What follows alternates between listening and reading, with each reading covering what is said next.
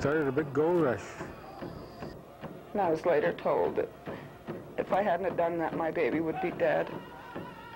That lot of things we use is through Rocky Mountain, so we don't want to take it to cut it up. My family really opposed then this mining.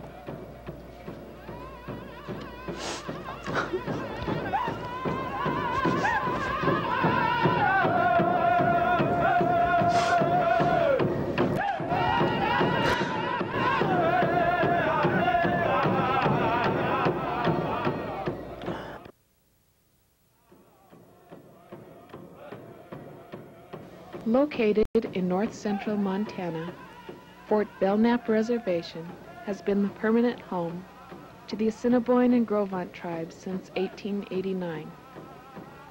Governing a population of approximately 3,000 people, the Tribal Council is made up of 6 Assiniboine and 6 Gros Ventre members, elected to represent the issues facing the tribes.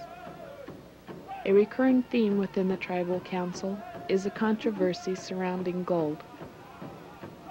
Like so many other reservations throughout the United States, once the discovery of gold was made on tribal territory, the mineral rights and/or land was quickly manipulated out of reservation hands. Being no different here, within a year of its discovery in the late 1800s, government officials were sent out to obtain an agreement. The tribal leaders were led to believe they were signing a 10-year treaty, and then the land would be returned to them unharmed. With limited English and no concept of money, an agreement was made strictly stipulating that it in no way included the sale of the trees, the grass, nor the waters. Nearly 100 years have passed since that time, and the descendants of those present at that signing are still waiting for their sacred mountains to be returned to them, waiting for the supplies and payments to be made.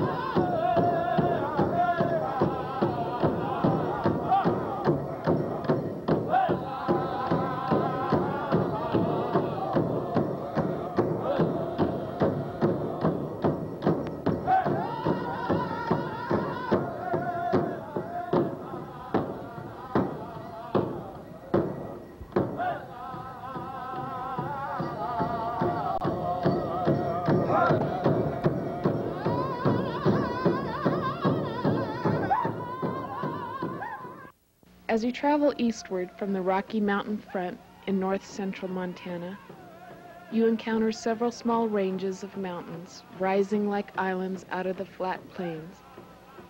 These are the Little Rocky Mountains, also called the Island Mountains. Residents here will tell you the battle over mining rights has been taking place since gold was first discovered in the Little Rocky Mountains near the turn of the century. Once belonging to the reservation, the area now being mined was negotiated out of Indian hands in the controversial Grinnell Agreement of 1895. Pike Landusky, illegally trespassing on the land, sent word out that there was gold to be found, and within a year of the discovery, government officials were sent out to obtain an agreement, coercing the tribal leaders to sell 40,000 acres of land or face starvation.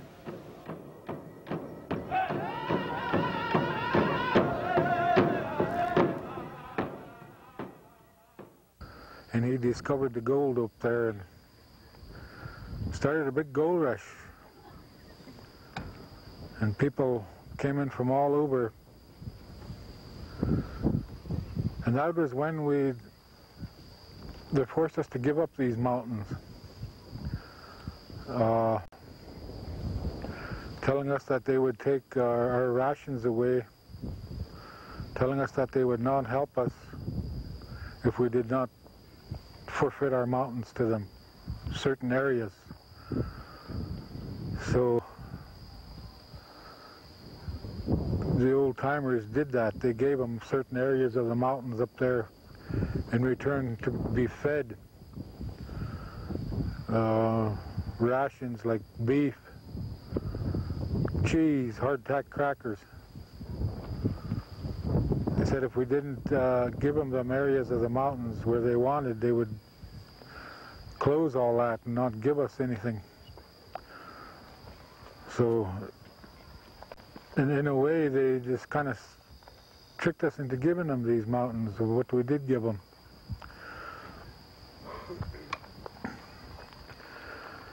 It was gold that started it way back then.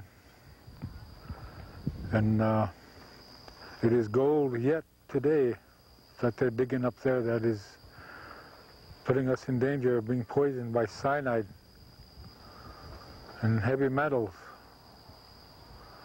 But every bit of it was done in trickery. It wasn't never nothing honest about it. It was always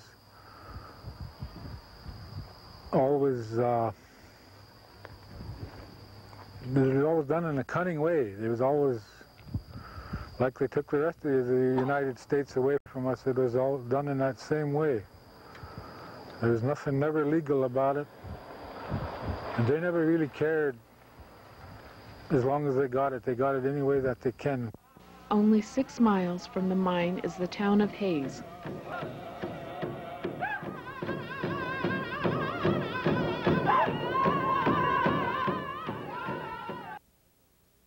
I couldn't get her to breathe. In the meantime, the only thing that I could think to do was to grab a handful of snow and put it in my baby's face.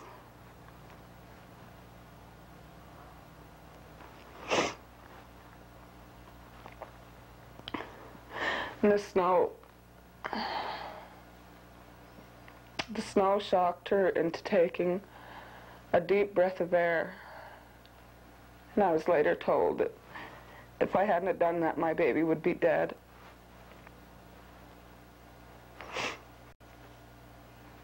And off and on, since she's been born, she's had hard seizures.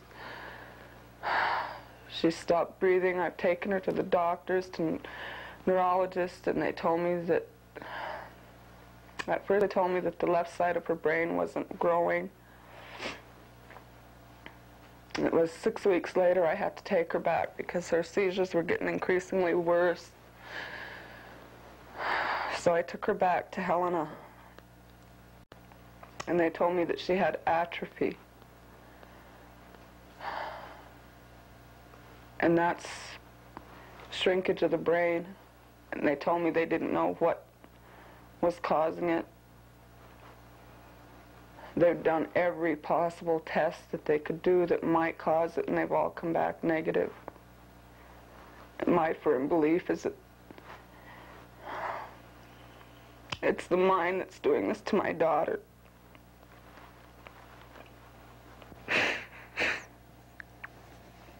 They've also told me that she'll be left retarded because of all the problems with her brain.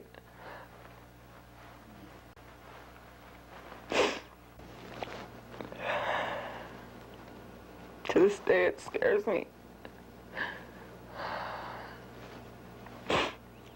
I talked to some of the EPA people on cyanide and what effects it could have on humans. And I was told that there was not enough studies done to know what levels of cyanide are tolerable for human consumption. if there are any levels tolerable. They've told us that there are no high levels of lead in our waters, but I believe there is, because out of 7 children, and the last child is born with all these problems. And the year that I was pregnant, which was '89, is the year that they had 2 to 3 spills from a mining company, and the public wasn't made aware of it at all.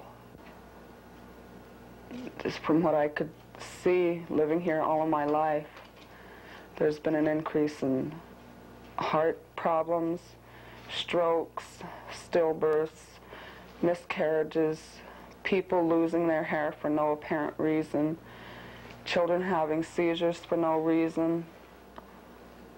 There's so much, and when you ask the mining company anything about this,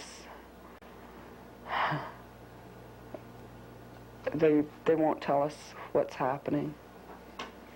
This land, the mountain, is precious to me, you know.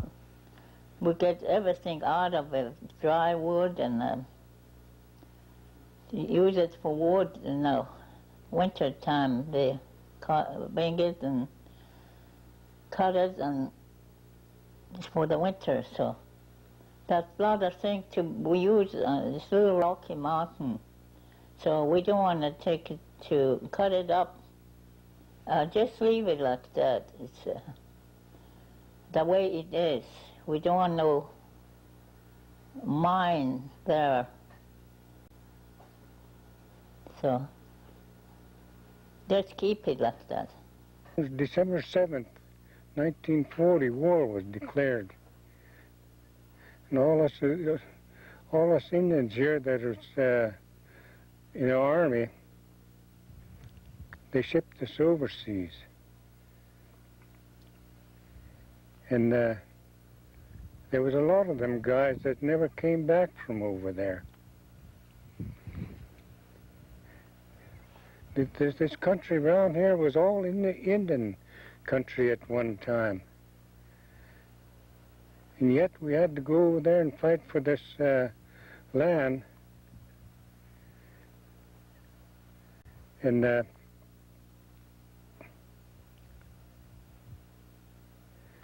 white men now come along and want to raise hell with the best part of the reservation here, the way I look at it. There's a lot of them fellas that never came back from over there. Maybe they was better off by not coming back.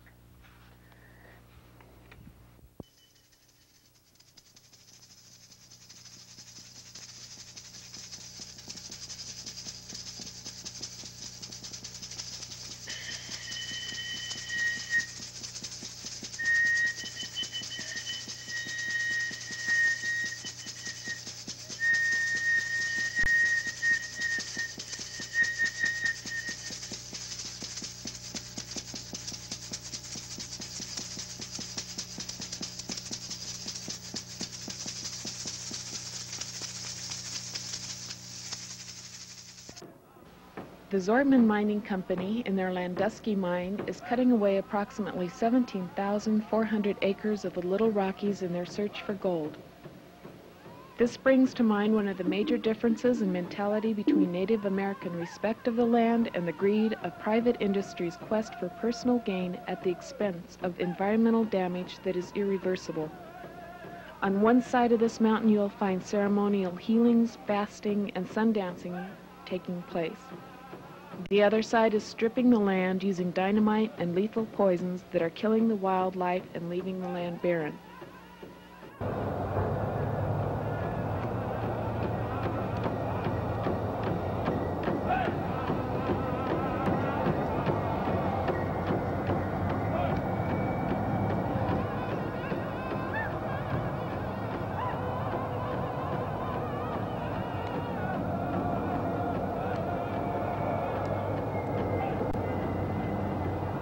The process which is used at the Landusky mine for the removal of the finest particles of gold from the earth involves laying leaching pipes on the ground and covering them with the crushed ore from the mining operation. This ore is treated with a solution of sodium cyanide to extract the gold. The giant leach pads which result dwarf the almost steady stream of huge trucks bringing ore for processing.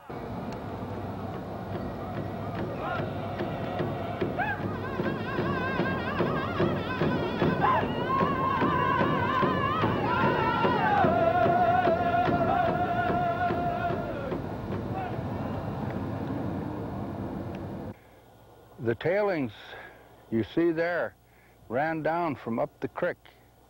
And as you go up, you'll see a bunch of washes there. And the tailings are still washing. I don't know but the mining company may have put a dam in there, I don't know. But it went all the way up under that road there, right about where that truck's coming down there. That's where the ice cave was. And that water that ran from the spring came down under the tailings, and it surfaced right down here where that tree is sticking out. There was no tailings that far down. The old log dam that was in there broke, and that's where the tailings all came down into the creek. The slopes on these fills, you see where the trucks run above below that road, you could see in there that they're all washing out now. Well, all that stuff's going to come right down into the King Gulch here, and it'll be down in the creek before long. That's the mining company put in a 2-to-1 slope, and they were supposed to be 3-to-1.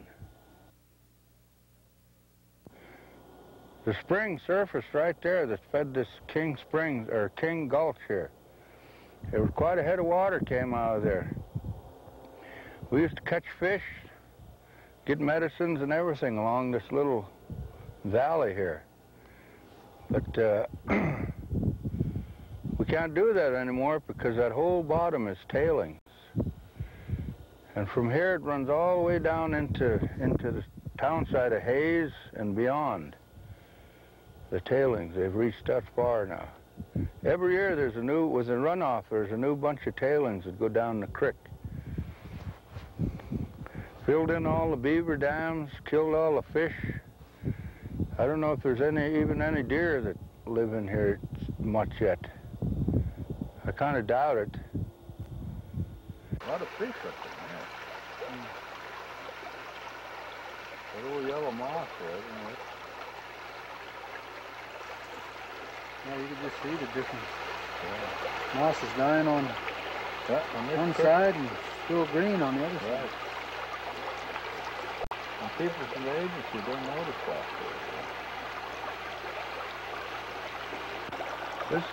This one on my right comes out of the North Fork Creek. That's the moss on the bottom of the creek.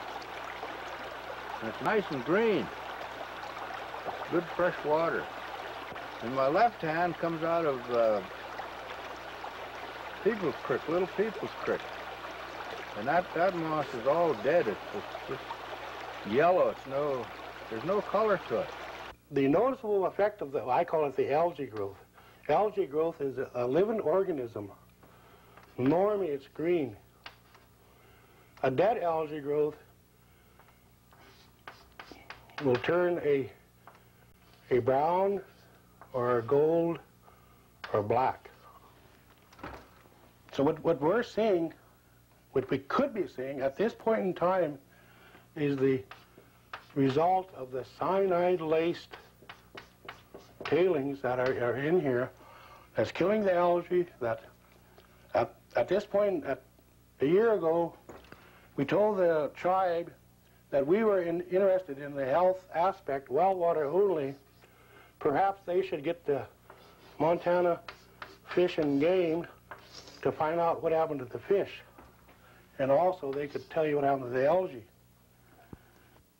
A letter from the Fort Belknap Community Council Tribal Health Department, dated June 15, 1990, reads as follows. As shown on the water analysis, this surface water source is not recommended for domestic use and drinking. The total solids and sulfates exceed the maximum recommended by the U.S. PHS for public water supplies. If financial assistance is not available for treatment of these parameters, I would recommend hauling water for cooking and drinking from an approved water supply.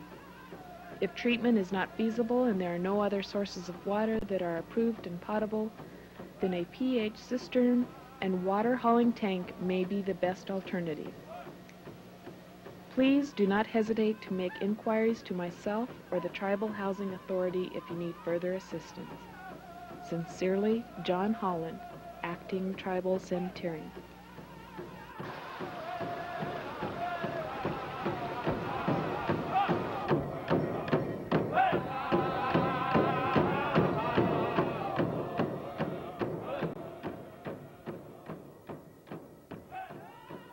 And one thing I was told about pollution and contamination of water, the first things that disappear are the frogs. And there used to be frogs, even where we're standing here, they'd be jumping all over here. There's a lot of frogs. There's no frogs here, very few, if any. And they used to come out and get minnows from this creek to fish in other streams. And you don't hardly see any minnows here anymore. In this creek, something is killing them now, making them disappear. And this mining corporation up here denies all that. We don't know anything, us Indians, we don't know anything about these chemicals, and but we know that there's something happening. We know that. We know that much about the water and the land. I have a little garden down here that I irrigate out of this creek. I pump it into there. So far it's been okay. We haven't turned blue, or our hair hasn't started falling out yet, so maybe they're waiting for that before they do something. And it'd be too late, you know.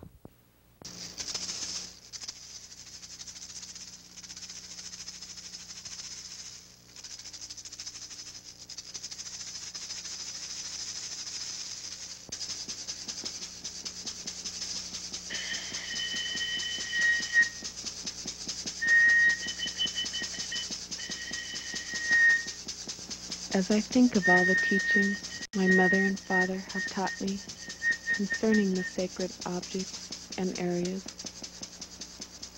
I remember the red-hot broth.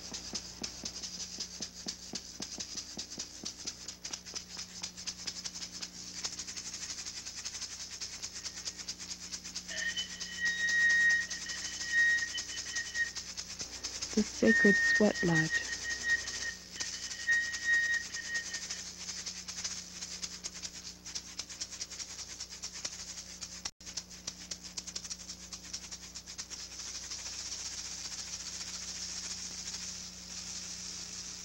The sacred pipe and sweetgrass. We have many mysteries pertaining to our traditional elders and ancestors that lived here for many years. And this is one of them, it's a circle that grows in nature, and the grass changes colors every season, 4 times a year.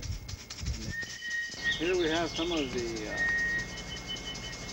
sacred area where we still fast today.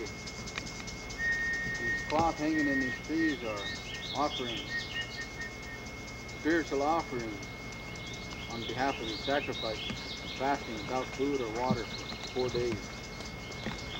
To learn more about the Creator and His creation, to continue the traditions of the elders, to pass on these goods hanging in these trees are offerings to the spiritual connection we try to keep with the Mother Earth and these mountains and the Creator who created all these things. We like to remain to be close to nature, and at the present time we feel these mining in these mountains are a threat to this, preserving our traditions.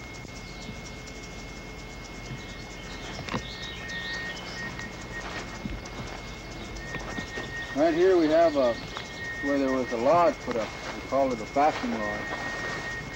Right in this bare spot right here between the trees. And different tribes and different people come from all over to fast and join us in our ceremonies. But as you can see, it's hard for us to document these things because the nature grows back.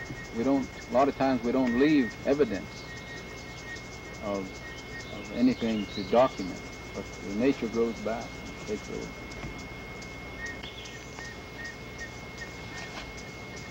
Okay, here we have one of our old ceremonial grounds. This is what we would call a fasting lodge.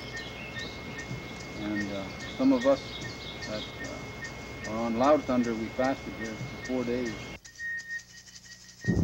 We're here with the children right now with the smudging ceremony. And the smudging ceremony is giving back the traditional and the spiritual beliefs of the people to the children, because it's where it all starts, is with the children.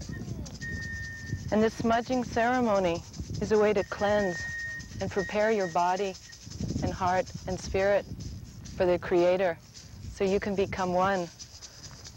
The sage and the sweetgrass that has been used since the beginning of time is a way of bonding with Mother Earth and the Creator, so that you can feel at one and become a part of that cycle of life. Life is a cycle, a sacred hoop, with no beginning and no end. There is a place for everyone and every being on this earth. For all has life, the trees, the stones, water, birds, bees. They all have a place in this circle, and this circle must be protected, and it must be brought back to the people.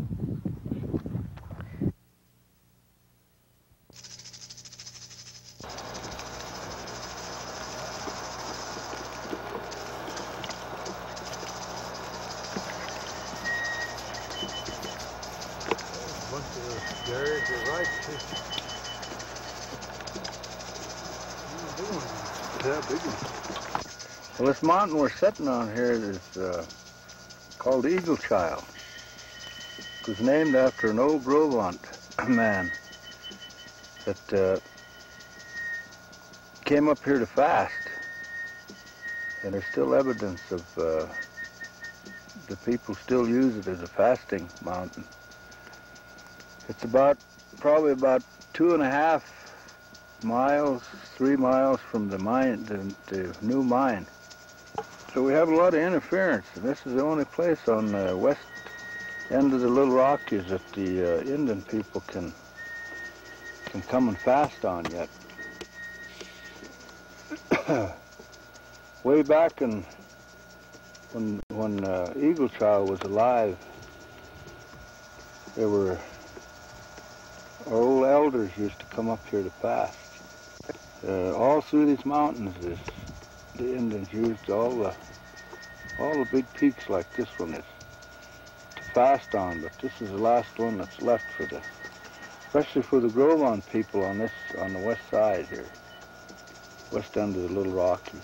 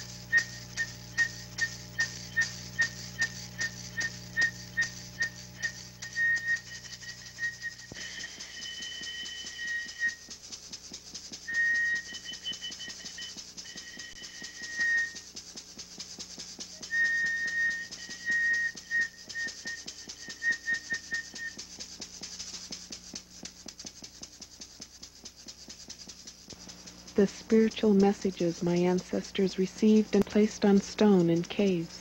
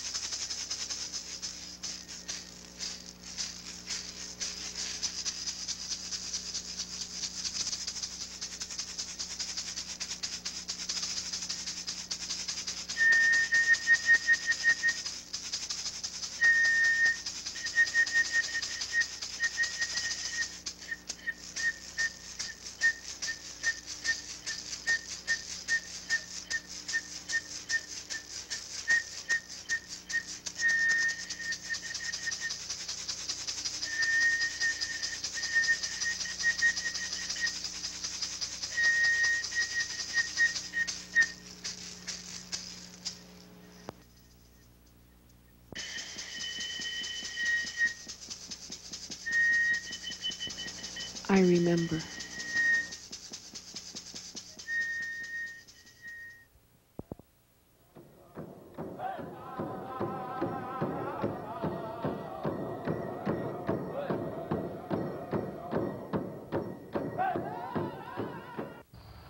My name's Joe Azure. I'm the chairman of Red Thunder Incorporated. We're here today at the Chief Nosey Center in Lodgepole, Montana. We're gathered here to protest the destruction, what we see as a destruction of the Little Rocky Mountains. These mountains have been sacred to the people here, the Gros Ventre and Assiniboine tribes, for many generations. And Red Thunder was recently formed about a year and a half ago to try to preserve these mountains, these Little Rocky Mountains, from any further mining. And what we're worried about is the way they're mining. They're tearing everything up, tearing the trees up, polluting the water, killing the wildlife, the fish, the beaver, removing all the trees, many different things. That's why we see a lot of destruction. And we're worried about it. We're gathered here to protest that. We'll be here for 4 days in the Lodgepole area to protest the destruction of the Little Rockies. And we hope that the people, citizens of the United States, will hear us and help us to put a stop to this destruction, massive destruction. My name is Paul Zog. I'm an attorney with the Land and Water Fund in Boulder, Colorado. We're a nonprofit environmental law center. And along with Don Marble, who's a private lawyer up in Chester, Montana, we've been representing Red Thunder in an appeal of the latest expansion of the Landusky mine in Montana, which is near the Fort Belknap Indian Reservation. The mine is located on federal and state lands, and in February of this year, the United States Bureau of Land Management recommended approval for the latest expansion, which is called the Sullivan Park Leach Pad expansion of the mine. Sullivan Park Leach Pad expansion this is a cyanide leaching mine, which uses cyanide solution to extract gold from large heaps of ore which are collected by the mine. The Sullivan Park Leach Pad is a 100-acre area of land which they've cleared away and will, over a course of a number of years, load with ore in 20-foot lifts, which will eventually reach a height of over 400 feet and contain an estimated 50 million tons of ore, and all this ore will be doused with cyanide, and the gold will be extracted from it. Well, in February of this year, the Federal Bureau of Land Management recommended approval of this expansion based on an environmental assessment which is done under the authority of the National Environmental Policy Act. An environmental assessment is a short form of what should have been done, which is a longer environmental study, which is called an environmental impact statement. 10 years ago, the Landusky mine was first approved on this site. At the time, people were told that the life of the mine, it would take up to 530 acres. Here we are 10, 11, 12 years later since the mine was approved, and the mine is now at 1,200 acres and expanding. In the meantime, we haven't seen an environmental impact statement done since 1979. And what has happened is, and we believe illegally, is that by each bit and piece, the cumulative impacts to the environment have grown larger and larger, and they've never been adequately studied by the federal government as required by federal law. We filed an appeal with, it's an administrative appeal with the Interior Board of Land Appeals in early March, and we requested a stay of the expansion. To this point, we have had no ruling on that, but our appeal has continued, and we expect a ruling on the entire appeal from IBLA sometime in the months ahead. Red Thunder was created to help protect these sacred mountains, the sacred planet, and the most important female in our lives, which is this Mother Earth, because all our lives depend on it. And we're thankful for the past, our ancestors of the past who have passed on these teachings to us. And we would like to encourage that our children, that they could carry on these teachings to preserve this planet, and that they could understand and respect this Mother Earth, so their future generations, which are going to live off of this planet, that they'll have a good life and they'll have healthy minds, and they don't have to worry about poison or all the chemicals involved and all the pollution. Hello, boys and girls. Hello to future generations that are listening and watching this tape. My name is Billy Two Rivers, and I'm from the Mohawk community of Kahnawake, which is located near Montreal in Quebec, Canada. I'm here to talk about a situation, and a very, very important situation that concerns yourselves as the future people, the future leadership of this land and this country. I'm talking about a life and death situation. And I'll explain myself what I mean by life and death. Behind us are the beautiful mountains called the Little Rocky Mountains. And the Little Rocky Mountains are being slaughtered, are being destroyed, and are being killed. And that is the death part of it. The life part of it is giving life to a company, to a multinational, to a corporation that is raping Mother Earth, taking and stripping the land, and in a sense, destroying your future. I think one of the things that I'm trying to create now is an awareness to you as young people, because you do have a responsibility and you do have a future to look forward to. We are trying, as the present leaders in the 90s, to try and secure for you, to try and keep for you Mother Earth, so that you may also enjoy her. But today there are large companies that are destroying, that are polluting, that are killing the earth that is supposed to be yours in the future. In our area, we have a large mega project that is being pushed through by the multinationals, by the government of Canada, by the province of Quebec, to flood a large area of land that belonged to the Cree people, the Cree nation of Quebec. And they are destroying the land. They are destroying the future. And they don't really care. And I think that you, as the leadership of the future, have to take your responsibilities and do whatever you can in the future to ensure that there is a stop put to the environmental destruction of Mother Earth. In boardrooms today, in boardrooms of multinational corporations, there are men that sit there and mortgage your future.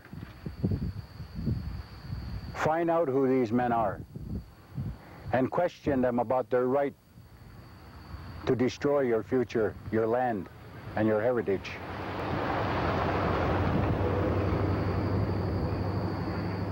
I think that the important thing here is to find out more information for yourselves. Read and inquire and try to find the answers that will help you and will help the future generations to put a stop to the destruction that is going on. The corporations do not have a right to destroy the land, the environment, Mother Earth. This belongs to you. And if you feel it belongs to you, then protect it.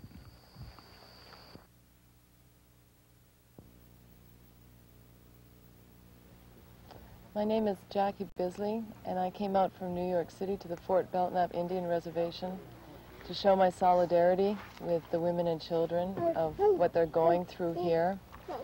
There's a South African expression for the women that I'd like to share, which says, "You have touched and struck the women. Now you have struck a rock. You have dislodged a boulder and you will be crushed." As women, we recognize and understand that the most important female is the Mother Earth. And our relationship with the Mother Earth is sacred and inseparable from all our other relationships. She protects and nurtures us and gives us strength. She shares her knowledge so that we understand the sacrifice and honor and the power of giving life. When the Mother Earth is abused and violated, women can feel the pain. It is like watching your own grandmother being raped. We feel that our children, we have to think about their future, because they're the ones who are going to live here after we're gone. And we feel that it's our responsibility to provide for them a good, clean earth, and to make an effort to keep this earth clean so that they'll be able to live a good, healthy life and have healthy minds, and just like our ancestors have done for us in the past. And we owe it to them to do the same thing and to think about the unborn children and their future generations. It's their right that they have healthy lives, and teach them to respect this Mother Earth and to respect themselves, and to carry on all the teachings of the Creator. Let us raise our children and our grandchildren in our traditional ways.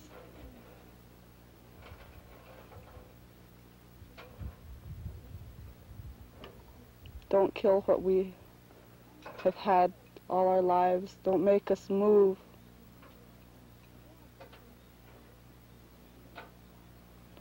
With that yellow metal in the ground. It's been there always. Let it stay there. It's not hurting anybody or anything to stay there. But what's hurting is them taking it out.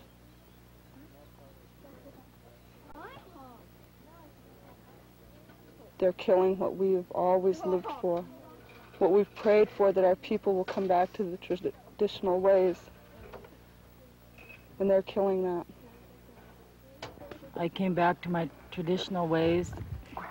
I've been to the mountains to fast, and I've been up on Mission Peak to fast, and with the mines there was a lot of interference. It just broke my heart to be up there for a day and pray. But I was told to go up there from the grandfathers and my grandmother, Mother Earth, to go up there and pray for our mountains and our people. Pray for the things, what they're doing to us, and what our people are allowing them to do, some of them.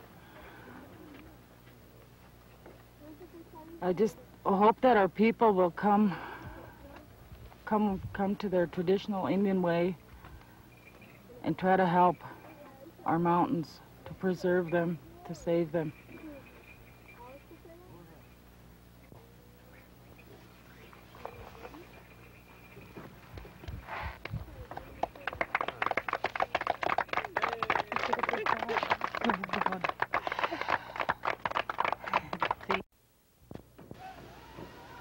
I think it's important that the children know that we did everything that we could in our day, in our time, to pass these teachings on and try to preserve as much as we could. It has been very interesting to work with you.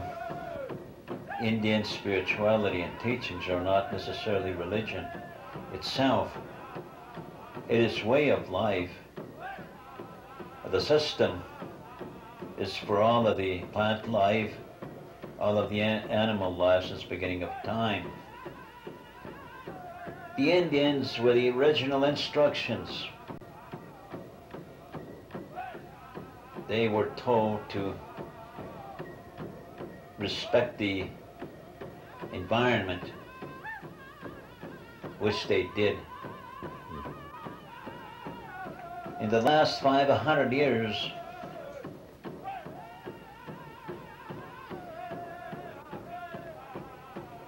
anyone who came to this country benefited all the teachings. But it is regretfully to say, in this day and age, the original, the Creator's civilization is gone. What are we doing with the Mother Earth?